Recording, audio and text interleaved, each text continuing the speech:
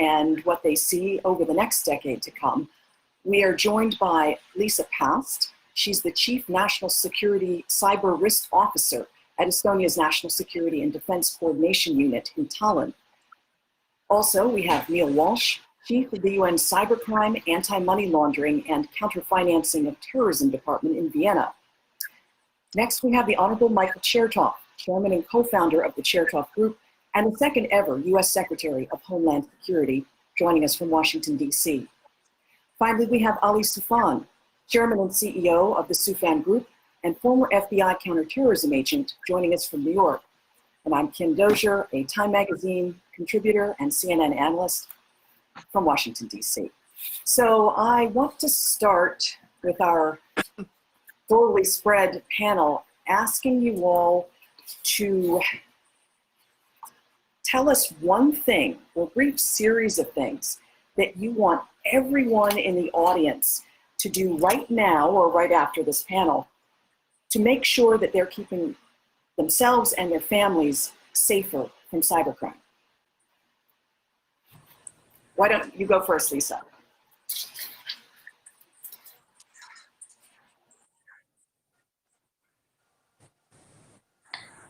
In that case, why don't we go to Neil? Thanks, Kim. Good evening, everybody from Vienna. So what can we do to keep ourselves safe, to keep our families safe online? A couple of simple things. The number of attacks from criminals and even from states is increasing all the time. We've seen it even increasing significantly during our lockdown due to COVID. So a couple of simple things you can do. Update your software, whichever you use on your phone and your computer. Make sure it has the most up-to-date operating system on it. Do it right after this broadcast. And also make sure that if you're using Bluetooth, for example, turn it off if you're not actually connected to any device. Reduce the attack vector that the bad guys and the bad girls will use to try and get access to your device. And if something happens, if you feel like there is something wrong with your device, get it checked, run anti-malware, antiviral software, and trust your own instinct. If there's something wrong, get it checked out. Got it. Lisa, do you want to jump in with your recommendations to the audience? Sure, the recommendations would very much be in line with what Neil already said. You know, if a link looks funny, it probably is. Even if it looks like it's legitimate, you know, we all have been trained to spot sort of spear phishing, but we've not been trained to spot really well social engineered spear phishing that's been designed to target you, the particular person, looking like it's coming from a business acquaintance, a family member, or anyone. So, you know, accept that you might have to call and check if someone sent you an email, even if it looks legitimate.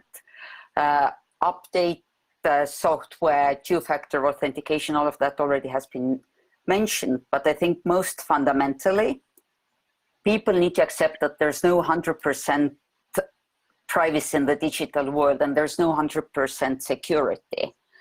You can take steps to mitigate probably the 97% of the risks, but it's not binary the way it's in the physical world.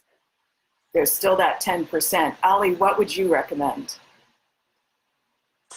I think two areas. First of all, we have a problem now with online radicalization. As you know, there's 2 billion people connected, to gaming, for example, and a lot of terrorist groups and white supremacist organizations are using the gaming industry and the gaming culture in order to recruit people and find a new member and provide them with alternative narratives.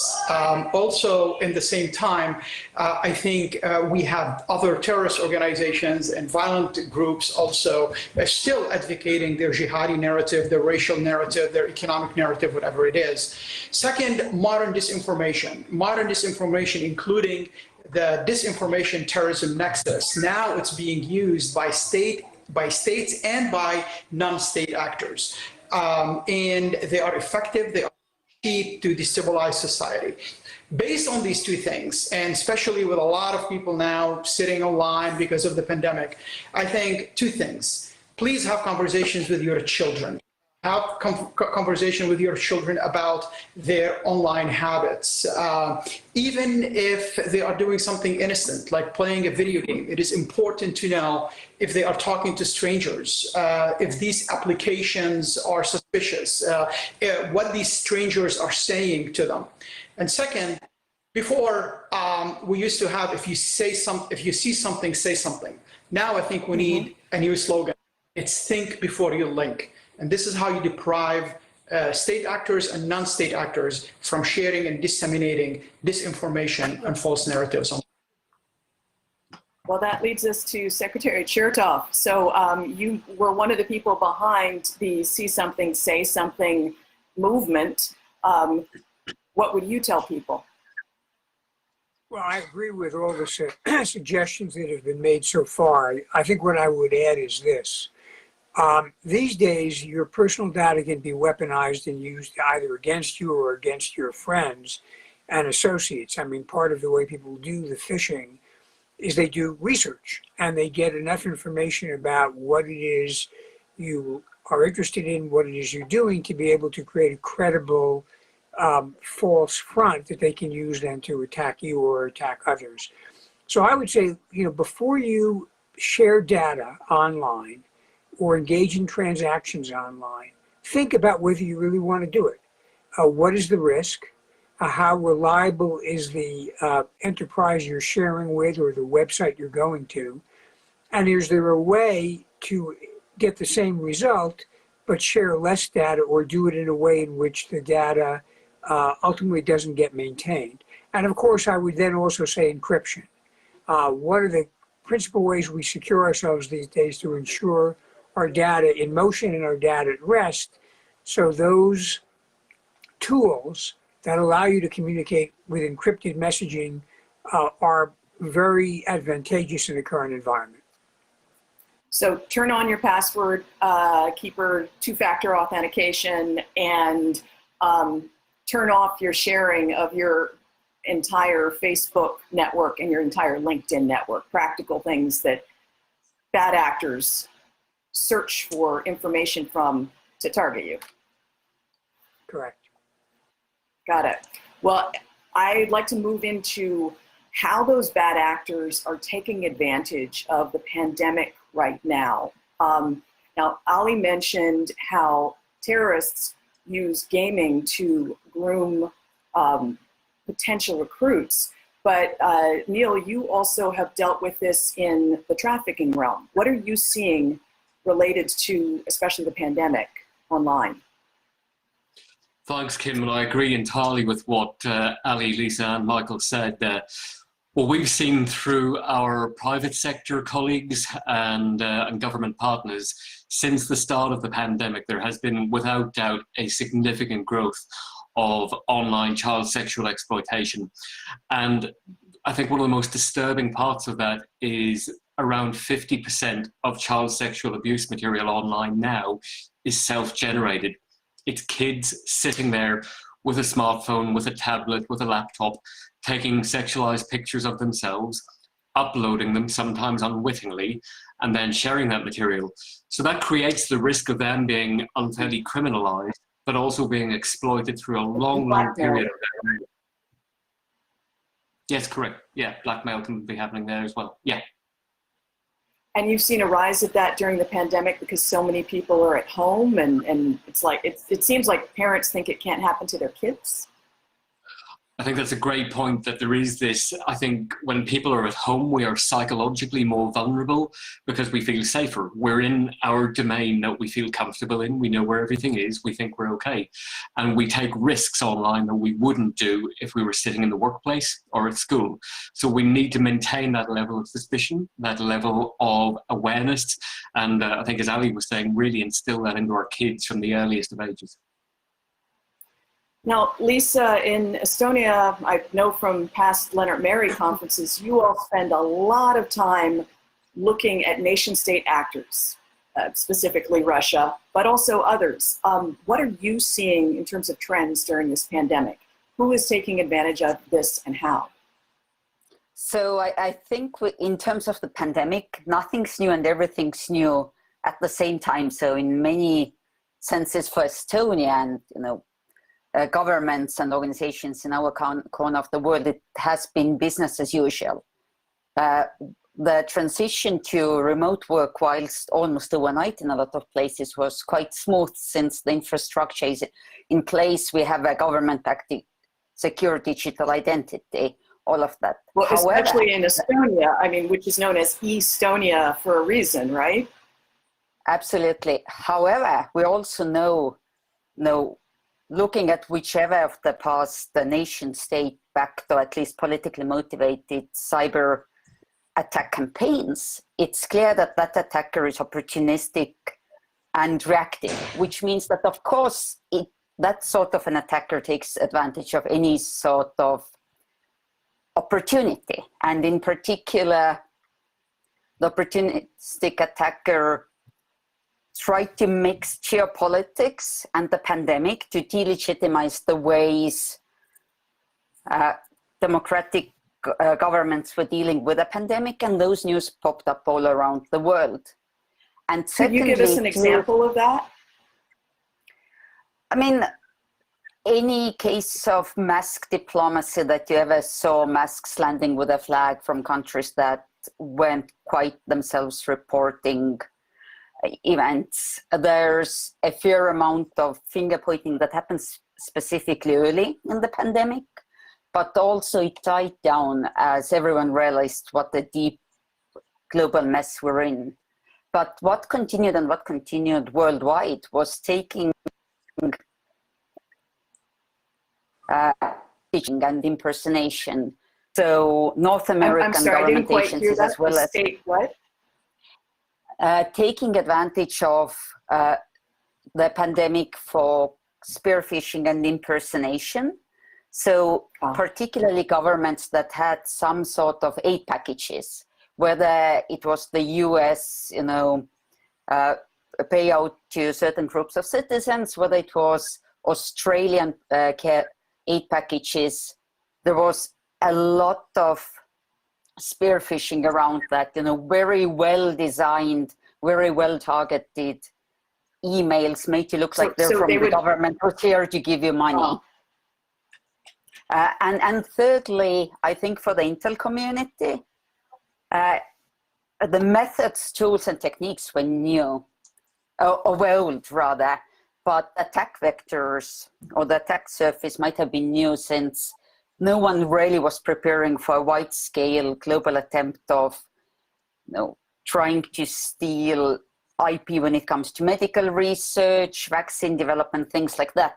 And it makes so much sense that in a global pandemic where there's a single focusing item on the agenda and there's a race to develop solutions, that spies are going to spy.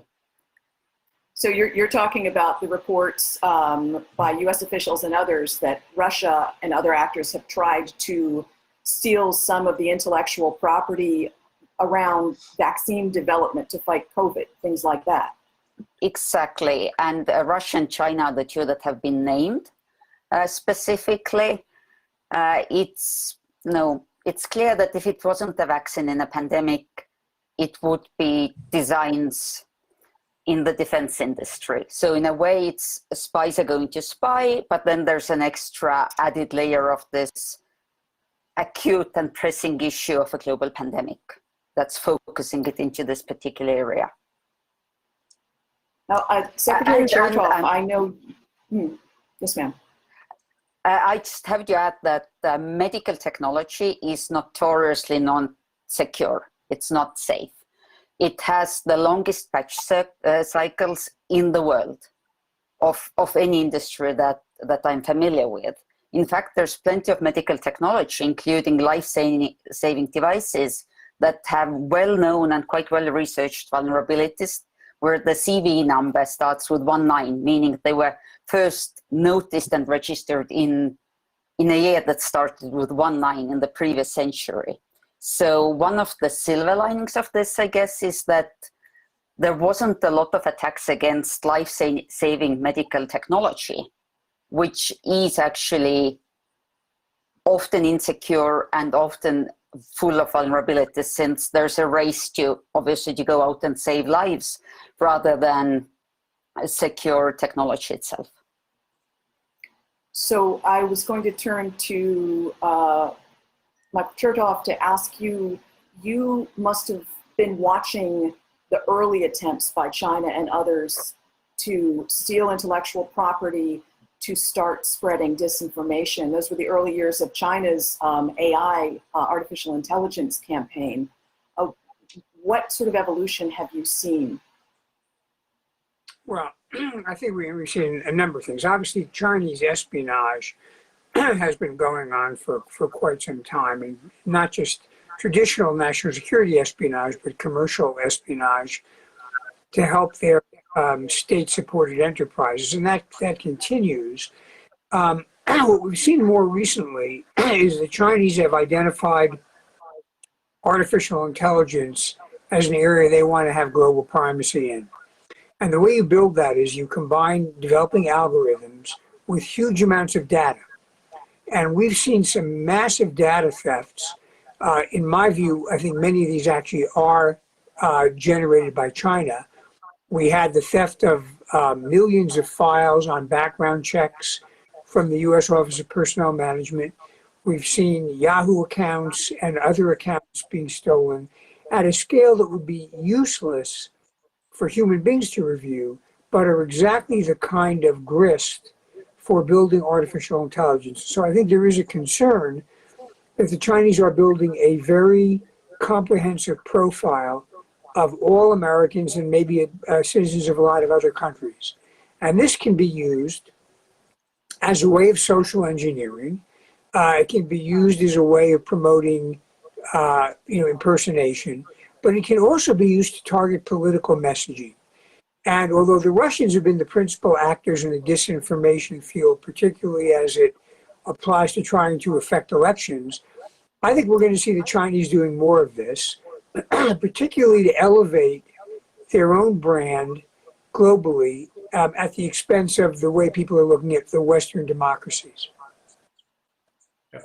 So, Ali, you have been the subject of a disinformation attack. Can you tell us what happened to you and how did you fight back? Well, thanks.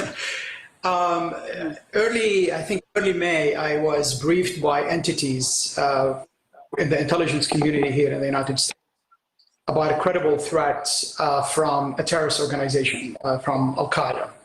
And a few short weeks after that, I found myself on the receiving end of a sophisticated disinformation campaign. And it was targeting my career when I was in the FBI, targeting my character. And worse still, the disinformation campaign was utilizing a lot of the false narratives and a lot of the dangerous imagery that was communicated to me by the government, by the intelligence community about the threat itself. So we started to do our own investigation, but at the same time, the FBI and others in the US government did their own investigation as well. And we found out that the social media campaign against me have horrific similarities, if you want to call it, with the campaign that targeted Jamal Khashoggi. It included the same people, the same accounts, that survived Twitter removing accounts every now and then. And we were able to connect the campaign itself to accounts linked to Saudi Arabia and the Saudi government. And of course, Jamal Khashoggi was the dissident, Saudi dissident turned opinion writer for the Washington Post, who was killed inside the Saudi consulate in Turkey. Right. So given the timing of the threat information that I was received from the government and the highly coordinated campaign, it was really kind of, impossible or even irresponsible not to consider that the possibility that the campaign, the social media campaign and the threat might be connected to each other. And this is what the US government continued to investigate. And I think that they found a lot of really good results throughout their investigation so far. And it won't be the same where we see a state actor and non-state actors directly or indirectly trying to, either incite each other or promote a narrative against an individual. In this case, it's me. So one of the things that we notice in the campaign that the Saudis are using is basically copied from the Russian information campaign. First of all, you have a lot of false information. Somebody put false allegation out there. This is kind of the honey that attract the electronic bees or the electronic flies to come over and try to echo these narratives. And then you have people who make short videos about them or memes about them and put them out. And then you will try to take it to the mainstream by having verified Twitter accounts tweeting this misinformation and disinformation. And when these are tweeted, then you will have legitimate media organizations. In this case, all of it were in the Arab world because the campaign was so obviously filled with lies that it won't fly in America for anybody to write about it or in the English-speaking world to write about it. They put it in their own... Because journalists in the West would have to source that information without just picking up a social media post. Well, absolutely. Like, for example, when they say that I was involved in torturing every Arab in American jails, I was involved in a conspiracy by the Obama administration and by the Trump administration to destroy the Muslim world, that all the problems that's happening in Libya or in Somalia or in Syria was going through me, and there are funders in the Middle East. Did you know you were that powerful, Ali? I didn't, but I was telling my wife, hey, you better listen to me. Look how powerful I am on social media. She did not care, but No.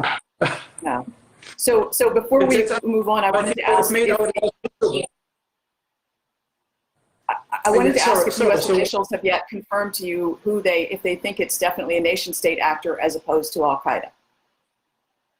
I don't want to say what the United States government is telling me about the disinformation campaign and the investigation on the disinformation campaign, but we know that there's two different investigations happening at the same time: the disinformation investigation and the foreign influence investigation and the terrorism investigation, which is a threat from Al-Qaeda.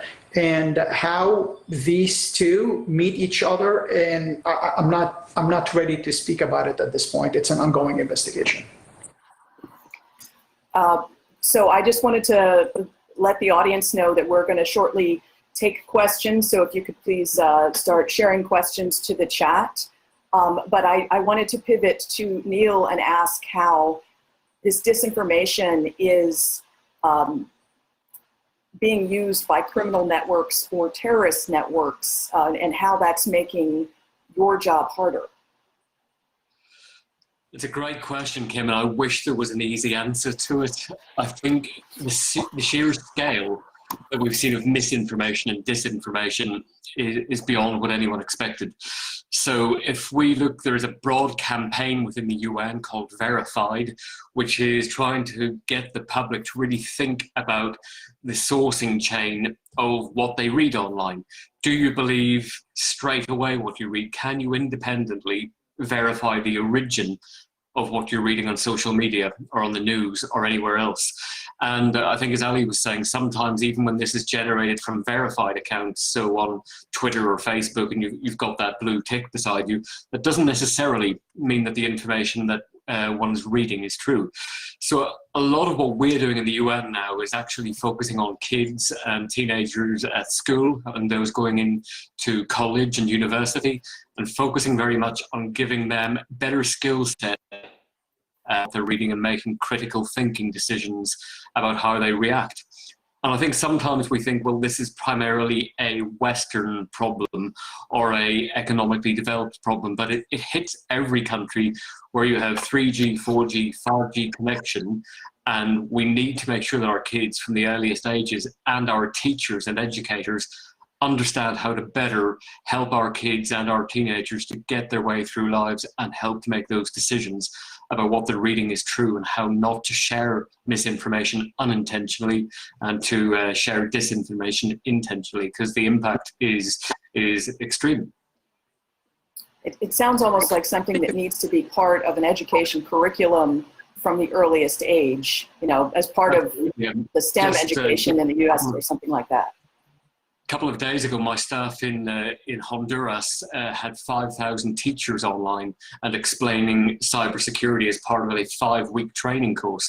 So we've got around 20% of the teachers in that country skilled up on what these risks are. But that's one country out of 193. So we need to make this routine. It has to be part of the education curriculum, and it has to be a normal life skill that our kids have as they go through their life cycle. If we're only addressing this when they're in high school or university, we are way too late. Now, I'd like to turn to a live question from our global audience. Could we get your question? Hi, my name is Hans Schindler. I'm the Senior Director of the Counter-Extremism Project, one of the partner organizations of GlobeSec. And I wanted to go back to the issue of the operational use of social media and internet service by terrorist organizations. It's been quite a few years, clearly, that these services have become an integral part of any terrorist organization, whether it's extreme right-wing or Islamist. And we have not seen the compliance of companies really significantly making a dent into this misuse. Now, outside monitoring by Internet Referral Unit, police units, users is really important, but it cannot really be the solution given the vast amount of data that is uploaded. So the companies have to be part of the solution. What would a sensible government regulation look like that would incentivize the strengthening of compliance systems, especially at global platforms? So who would like to dig into that one? Before the gentleman addressed the what, I think it's important to recognize that the compliance mechanism and the policy itself that's addressing the global platforms cannot be a national one, but rather it's one where like-minded nations, be it through the European Union that's making great strides with the Digital Services Act, with by now we understand what the infamous GDPR actually does, the Network Information Security Directive, or be it through other international alliances, is where we can really create norms and be an equal partner to these platforms, because frankly, any national market, with the exception of perhaps a few of the largest countries in the world, is simply too small for these tech giants, these global tech giants, to take their national policies incredibly seriously. Yeah, so as long as there are no rules, the bad actors around the world can take advantage of that. But it seems I've been to a lot of discussions where international standards are talked about, but nobody seems to want to take the first leap. So perhaps if you want to do business with the EU, you've got to meet their standards. That could help. I think a couple of things we can do on these issues. Countries in their own national security strategy, they should emphasize that disinformation is a significant threat to them, and then all agencies need to start to work in accordance with the national security strategy. For example, also government should criminalize the use of malicious deepfakes. There is no reason for it not to be criminalized and dealt with accordingly. In the United States, I think we should also consider aggressively using sanctions against foreign-based individuals and entities that are waging malicious disinformation campaigns against our citizens, against our governments, against our communities, and against our people. Congress should consider adopting Sanction Disinformation Act. And I know that some people in Congress are talking about something like this that aimed to provide the State Department and the Treasury Department with all the legal authorities to sanction individuals and to sanction organizations that are engaged in malicious disinformation and misinformation activities. So there's a lot of and sadly, it seems it's going to take a disinformation 9/11 of some sort to bring people together. But I do want to pivot back to the question of how terrorists are taking advantage. Neil, did you have thoughts on that? I think broadly, Kim, and listening to what Ali said as well, there are discussions throughout the UN and a number of processes in the General Assembly that look at what state-based cyber norms may be. But they are exceptionally difficult. There is so much geopolitical split on that finding areas of consensus are really quite challenging. In terms of the terrorism space and the broader crime space, back to what we've already heard, the sheer availability of information out there that people willingly upload makes their job, their role as criminals or terrorists exceptionally easy to do. So it comes back again to how much data do we put out there? How do we manage those risks ourselves? And I don't think we're having a great enough discussion on that initial point of prevention, that we're trying to put a sticking plaster on a broken leg and actually considering why are we putting so much data out there. There is also a great role on internet service providers globally and communication service providers to be more involved in this. And we are, through the Secretary General of the UN, his digital cooperation roadmap, we are trying to do that.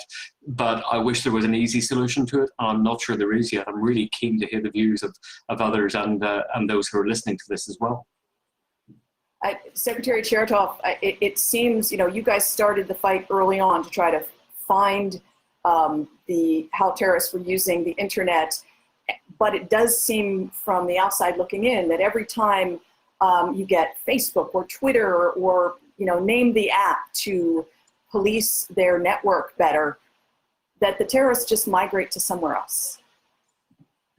Well, that's true. There's a whole dark net that creates platforms that people can use to, plan and plot and instruct people how to carry out terrorist acts. I would say this, though. I would say one of the things that we ought to look at with the social media platforms is use of algorithms that tend to drive people deeper into radicalization. What happens in many cases is people will go to a site or they may search looking for a perfectly reasonable answer to a question, a curiosity about, let's say, Islamic religion or some political movement. But the algorithms, which are designed for commercial purposes to increase the degree of engagement and intensity by users, will then start to recommend increasingly extreme versions of the subject matter that the person was looking at. And for some people, that winds up luring them into a level of engagement and intensification with extremist ideologies. And the value of these algorithms is frankly purely commercial. It's designed to make you buy stuff. So that may be an area that we need to work on regulating, particularly when it deals with subject matter that is political. I know some of the platforms are talking about that. On the other hand, I would say this. So the commercial algorithms don't end up helping someone who's on the fence to find radicalization. Well, what it does is it kind of it begins to feed them, potential opportunities to look at things that are more and more radical, because the algorithm is trying to get more engagement and more intense activity online.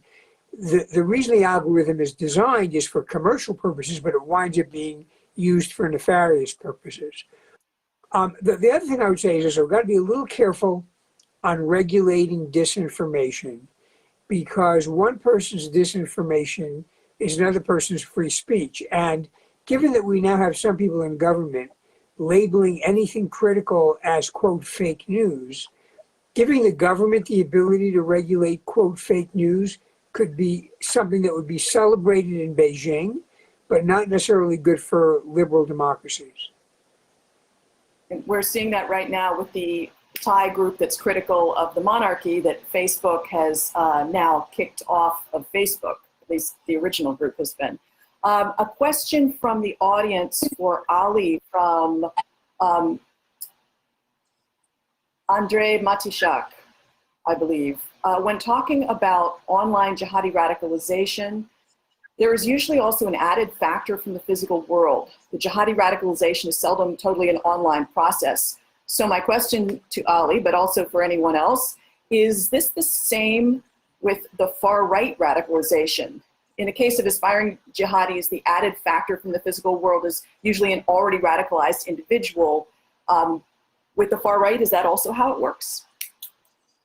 Yeah, absolutely. We see that with the far right as well. There is always a bridge from the cyber sphere to the physical sphere. They do events. They go and celebrate Hitler's birthday from all across the Western world, frankly. Now, many of these white supremacist extremists from the United States, from Canada, from Australia, from New Zealand, from every European countries, and Globsec did a lot of research also on these elements. They go to Ukraine and they fight in Ukraine. So Ukraine is the white supremacist version of what Afghanistan used to be for the jihadis in the 90s. So yes, definitely there is a bridge, and exactly like the question mentioned with the jihadis and the physical world, also we have verified accounts, and we have real individuals who basically promote these narratives and the conspiracy theories that's happening in the real world, and they piggyback on other conspiracy theories in order to promote their narrative. So we're having that narrative, as I mentioned in the case against me with the threat and the disinformation, going from the cyber sphere to the physical sphere through media entities and through real individuals that are bringing it to life. Yeah, absolutely. There's always that bridge for any disinformation operation or any recruitment to be realistic and to be effective. Neil or Lisa, did you have anything to add to that? Oh, good. So we're going to the next question. This one is from Carl Cox. How can artificial intelligence and machine learning actually help us to combat cyber attacks? Who can take a stab at that? So the fundamental problem with machine learning and AI in any setting is that it's only as good as its training data. So what does that mean? If what goes into your machine learning system or into your system that uses AI in a security setting, if the outcome can never be better than the quality of the input, the training data. So if what goes in includes, it has human error in it, you know, there's a lot of talk about using these sorts of systems in responding to cyber attacks. And I'm cautious because these systems, they can only be trained on events of the past, which means the response can't be any better than the human response of the past. But there are a few things where I think there's space for AI or machine learning in security. The first of them is triage, prioritizing events before a human reviews them. Any complex system can easily have tens of thousands of vulnerabilities and can see thousands of actions against them in a month. Most of them are just people passing by a global sort of events. And it's really hard for a human to review these, sometimes thousands, sometimes tens of thousands of events and vulnerabilities. And based on past human prioritization, machines can speed up the triage process a fair bit, where I'm very hopeful. And secondly, in a similar way, I'm very hopeful for that to happen in the information space. Because in NATO languages, and it's hard to rely on human researchers to sort of go through what might possibly be illegitimate external meddling in our information space, and then compare it across national boundaries to see if it's a wider sort of campaign. That will take, even with very dedicated researchers, months, most likely years. And by that time, we moved on from being able to respond to a real-time event. So sort of machine learning combined with translation, automatic translation, I'm really hopeful will help us spot this sort of information operations that are global, but because they happen across languages and cultures, we don't get to spot until later otherwise. So in the 3 minutes or so that we have left, I'd like to ask you all for just a really quick thought about, again, bringing it back to the audience, everyone listening, and making them more of a united front in confronting cyber bad actors. What is the one thing that each of you knows, like friends of yours, family members do, that drives you crazy, that they should stop right now? Neil, do you want to start? I'll start. Yeah, I'll start. Oh, sorry, Secretary. It's a little less of an issue right now because we're all in lockdown. But the two things that used to really bug me and still do are, one, people who use publicly available non-password protected Wi-Fi to send sensitive information. And second, when someone sends you an encrypted document by email and then sends you the encryption key in the next email, that doesn't achieve anything from a security standpoint. If you want to send the decryption key, send it using a different medium, or better yet, use the telephone.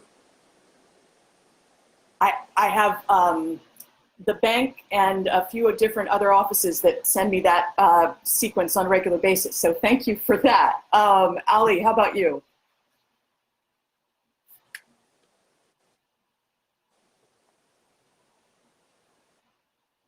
Well, why don't we, I'm not hearing Ali. Can you hear me now? There you are. Can yes. you hear me?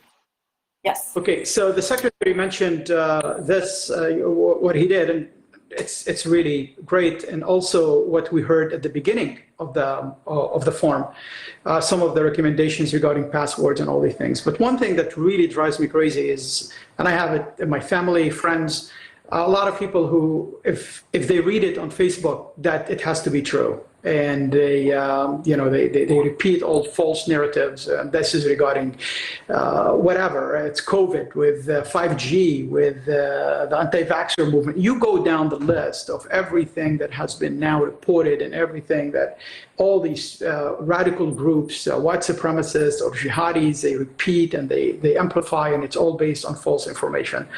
Again, think before you link. This is extremely important. Just because it's online, it does not mean, yeah. Got it. And Neil and Lisa, in the 20 seconds you each have left, Neil, go. So really summing up what the others have said, think before you do something online, and just because someone is expecting you or trying to pressure you to do something online, to click a link to download a document, doesn't mean you have to. You're in control. Got it. And Lisa, last advice. So many of my pet peeves have been mentioned already. Here's another one from people spending a lot of time online whilst being at home in lockdown. Give your sensitive data that makes you vulnerable for free, thinking it's entertainment. You know, these games where name your favorite childhood pet and the street you grew up on. Well, those are actually password hint questions you've answered somewhere. Why do you give it away for free? And similarly, posting your childhood and current picture next to each other is just giving free facial recognition training data specifically for aging algorithms for AI. Why do you do that to yourself? You could just as well put the bullseye on your back.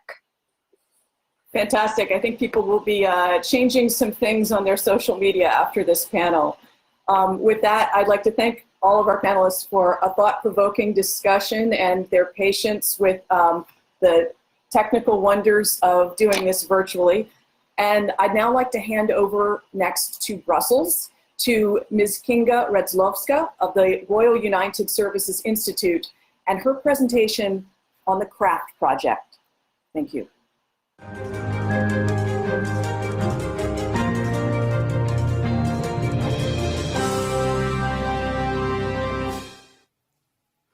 Kim, thank you for the opportunity to present Project CRAFT, an initiative for those who are interested in financing terrorism. Project CRAFT, which stands for Collaboration, Research and Analysis Against Financing Terrorism, is academic research and community building initiative designed to promote a stronger, more cooperative approach towards counterterrorism financing capacities in the European Union and its neighborhood. My name is Kinga Redzlowska. I worked at RUSI and I'm CRAFT project manager. Project CRAFT brings together public authorities and private entities. GLOBSEC, University of Amsterdam, and ICCT at The Hague are the partners of the project. You may ask what Project CRAFT can bring to me. Well, first of all, a bunch of workshops, webinars, and research briefings on topics such as new technologies and terrorism financing, lone actor and small cell terrorism, crime and light weapons as a source of terrorism financing, public-private data sharing, and last but not least, about capacities in Central and Eastern Europe and the Western Balkans. In this last field, GLOBSEC is the leading partner. The idea behind it is to promote effective responses to terrorism financing in the Western Balkans by drawing on from the experience of Central and Eastern Europe. In 3 years, we want to build a trusted network of partners. If you want to join this network, please start with following us on Twitter and LinkedIn, where you will learn about the latest workshops, webinars, and research briefings. At Project CRAFT is our Twitter channel. projectcraft.eu is our website. Kim, thank you for this opportunity. And GLOBSEC audience, thank you as well. I wish you a good afternoon, and I hope you will enjoy the next GLOBSEC panel. Thank you very much.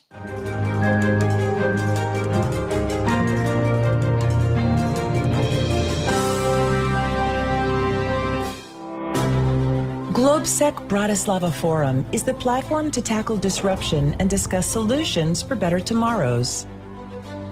The basic theme of disruption is crucial because, to me, the issue is not whether it's climate change or whether it's the Chinese or the Russians or whatever. It's actually the concatenation, the mix of them all. And that's